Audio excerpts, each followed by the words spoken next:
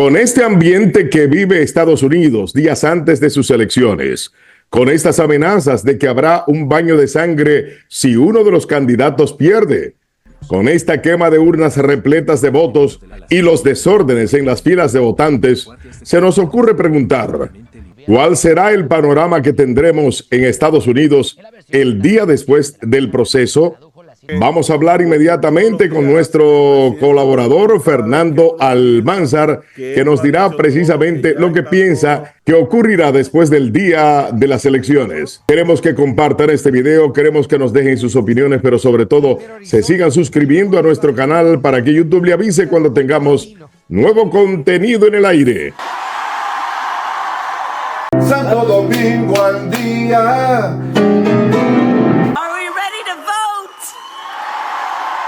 Que yo pienso que ella es una mejor opción. Aparte, ella siempre ha estado en el gobierno. Va a definir si Harris gana o no. Necesitamos a alguien fuerte que nos defenda, que nos que tenga pues nuestros intereses como ciudadanos norteamericanos. Amigas y amigos de Mundo Dominicano TV y Santo Domingo al Día, saludos nuevamente desde nuestros estudios en la Florida. Uno que lo ha visto todo es Fernando Almanzar. Desde la misma amenaza del expresidente Trump con un posible baño de sangre si pierde el proceso electoral, hasta lo que se ha reportado recientemente, la quema de urnas en varios estados de la Unión Americana. Fernando, vamos a hablar de este tema en el día de hoy. ¿Cómo estás?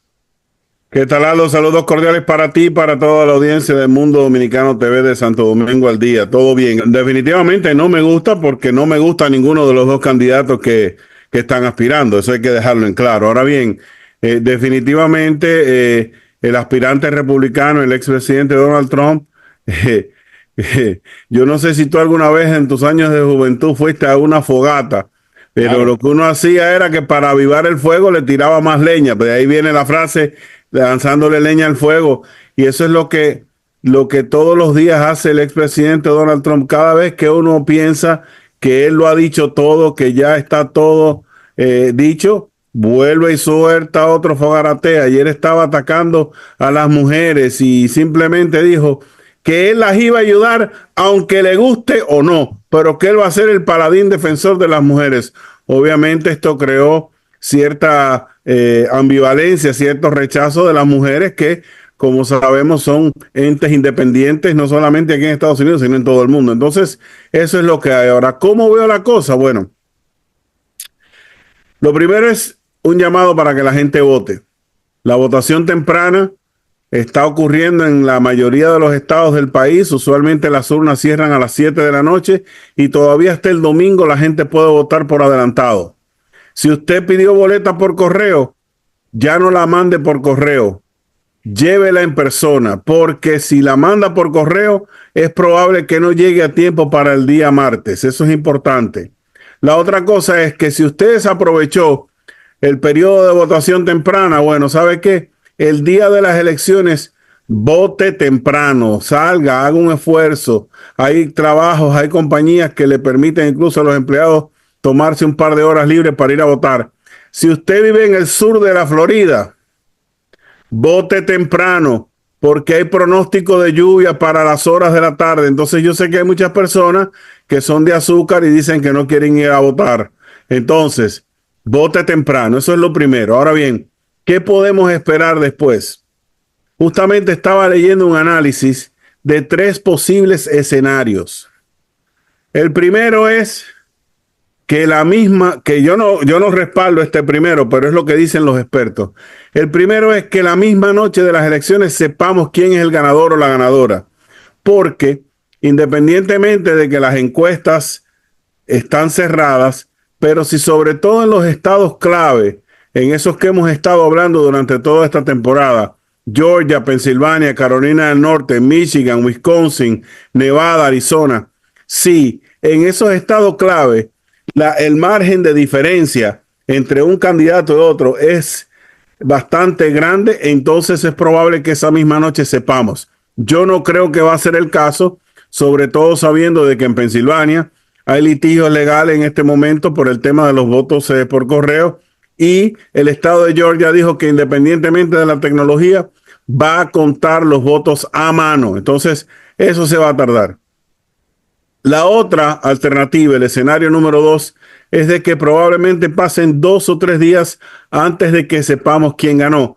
Recordemos, Aldo, que en las elecciones de noviembre del año 2020, como siempre, la votación fue el martes y nosotros no supimos quién fue el ganador de esa elección hasta el día sábado.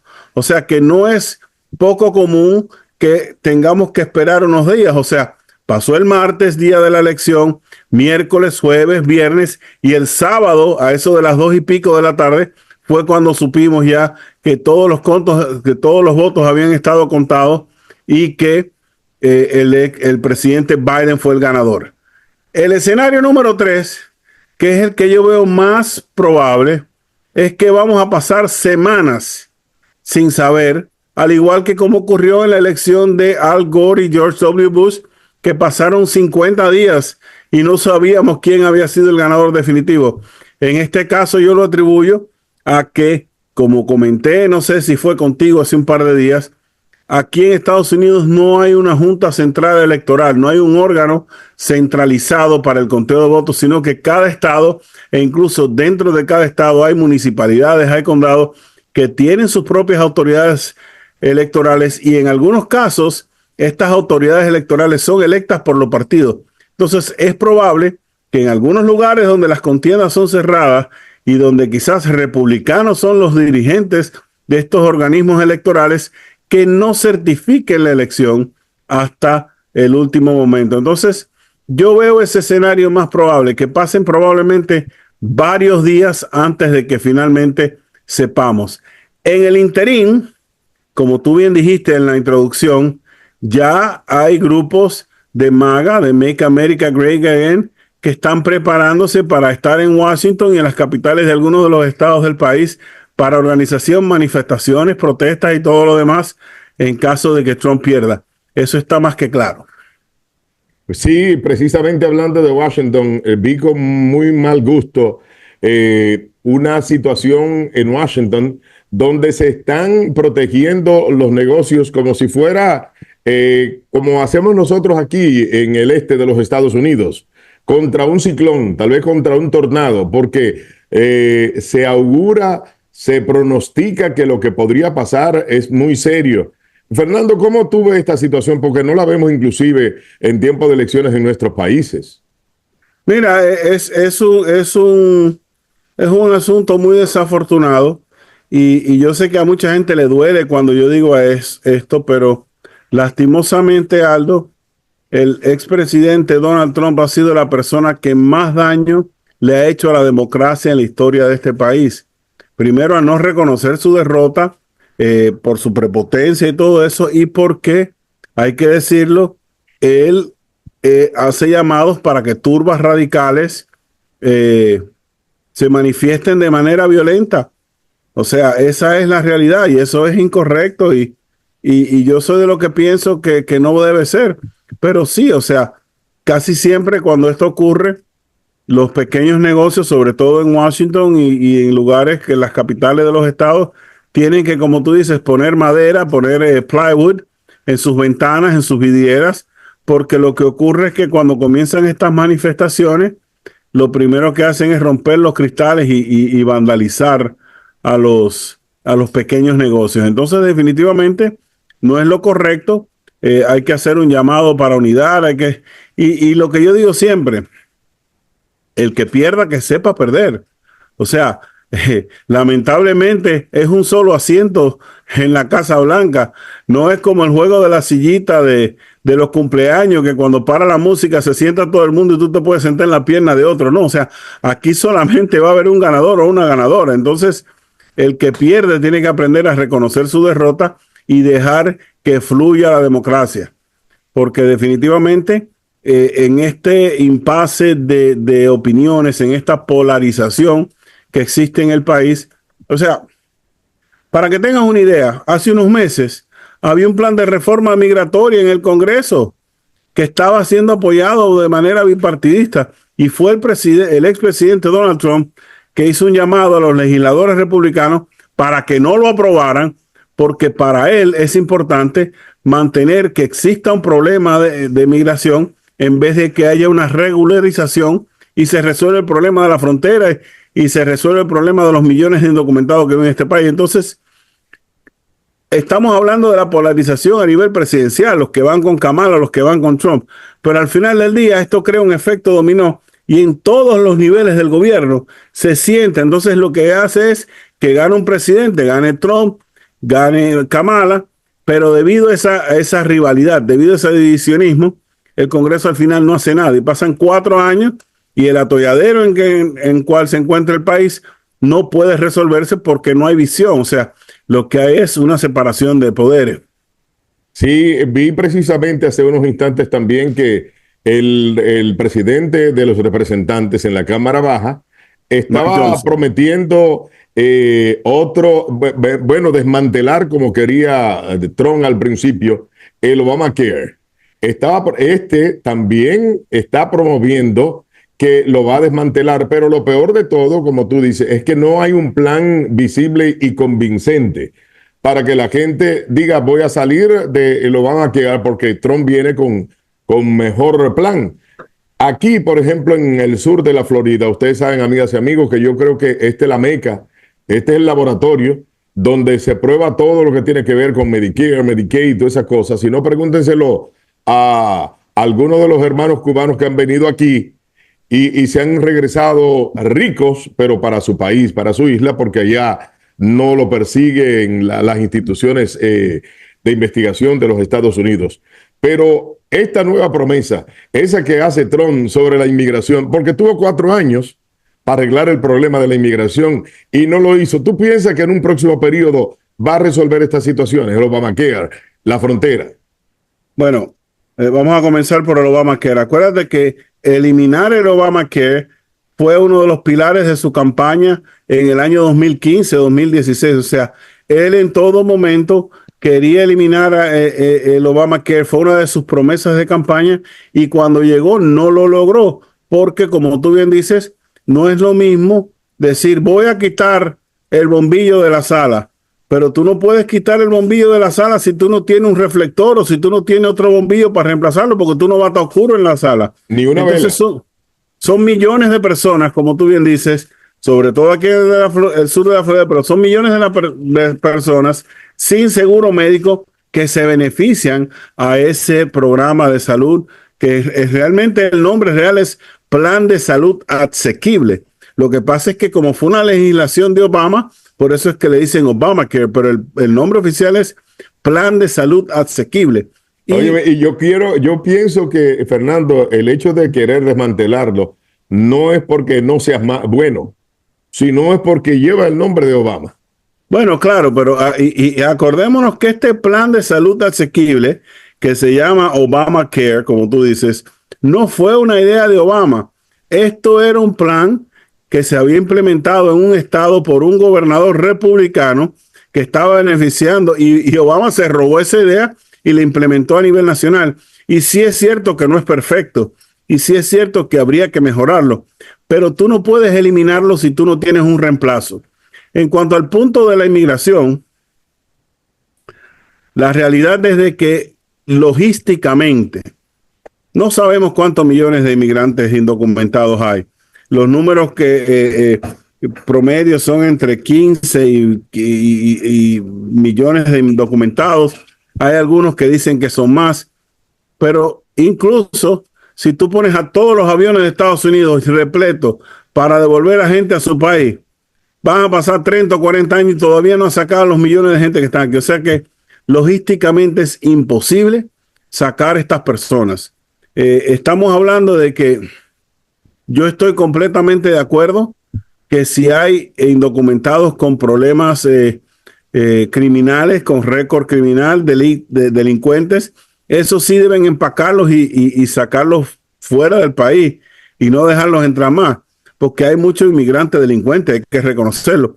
Pero si separar familias, o sea, yo no sé cuán familiarizado tú estás con el tema de los indocumentados, pero aquí en este país, Aldo, hay personas que a veces prefieren no enviar a sus hijos a la escuela porque no saben si cuando los niños salgan de la escuela van a encontrar una casa vacía porque a papá o a mamá la esposaron y la montaron en una camioneta y se la llevaron de vuelta a México, a Nicaragua o a donde sea. Entonces, definitivamente hay un problema de inmigración ilegal aquí. Hay que hacer algún tipo de ajuste. Las personas que demuestren que están trabajando, que están pagando impuestos, que se hacen un esfuerzo por aprender inglés y ser contribuyentes serios, no hay por qué deportarlos. Ahora, si usted es delincuente y cualquier delito, desde robar un banco hasta manejar en estado de ebriedad, es un delito.